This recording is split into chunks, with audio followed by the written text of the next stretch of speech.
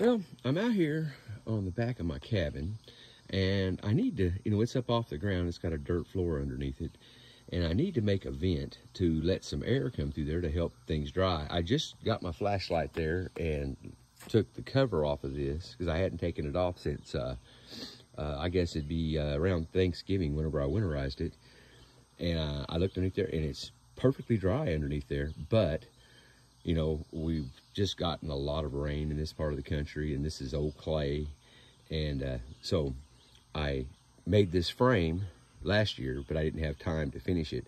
I got me some grid. I don't even know where it came from. It was just laying up here. It may have been my cousin's, I don't know.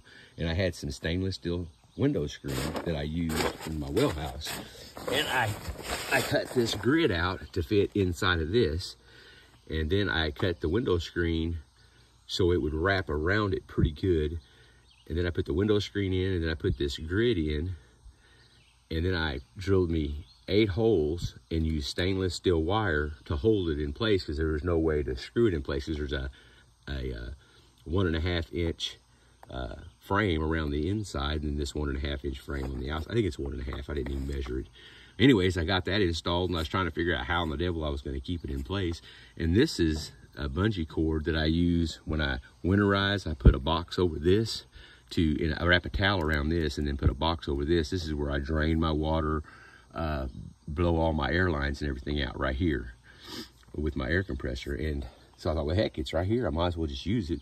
So I put me a screw over here, and this metal is pooching out just a little bit. So I put me a screw right there to hold that in place, and there's no place over here. So I just got me a little piece of steel rod and drove it in the ground right there to hold that in to keep.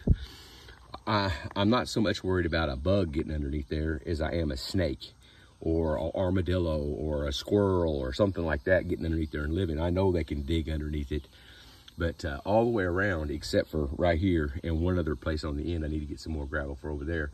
I've put gravel like this all the way around this cabin, so I would try to deter any animals from digging underneath it. And I need to get me some more to replace right here where I dug this out when I was putting in my water line and my sewage line. And but anyways, I put me in a vent today, and I just thought that worked out pretty good. I've got a piece of sheet metal that I screw over this in the wintertime, and I just stuck the sheet metal and the towel and all the stuff that I use to winterize this. It's all sitting right here on top of this slab of concrete. So when it comes time to do it next year, it's all handy right here. Well, I just thought I'd share that little thing with you, and I didn't realize it until I got ready to cut it. Last year, when me and my brother were putting these corners on right here, I ran out. I was 50 inches short, and I just ran to the lumber yard, and I didn't even think about it when I bought it. It's too small, and I cut it and brung it over here and went to put it in place, and it's too small. But it's back here on the back corner of the cabin. Nobody's ever going to see it. And that stuff's bloody expensive. And they won't take it back, of course, because I cut it. So I put it up there. And if I didn't tell you guys, you'd probably never notice.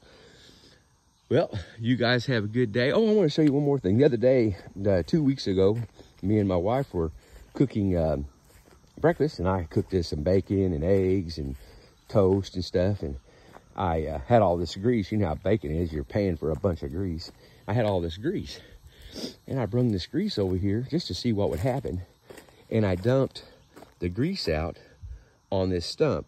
Well, last night we had T-bone steak and baked potatoes and corn on the cob. And I brung here's the T-bone steak bone right there. And we had some bananas. And there's the corn cob. Anyways, I stuck a corn cob down in here and a corn cob in here. And I dropped a corn cob in there. And I took... One of the bananas was overripe. It wasn't any good. And I took that banana and I jobbed it down in all these holes and kind of mashed it in so I have to work at it. Well, last night at dark, everything was still standing here. So something come up here last night and had it a good little meal. But see this right here? This is where I dumped all that grease at. And the animals had literally pulled this out and I guess digging all that sawdust out of there trying to get that grease. Because that sawdust wasn't there. This tree was cut down about a year ago. It was, as you can see, it was dead. Actually, there's a lot of it right there. But I just thought I'd show you that. I thought that was kind of interesting.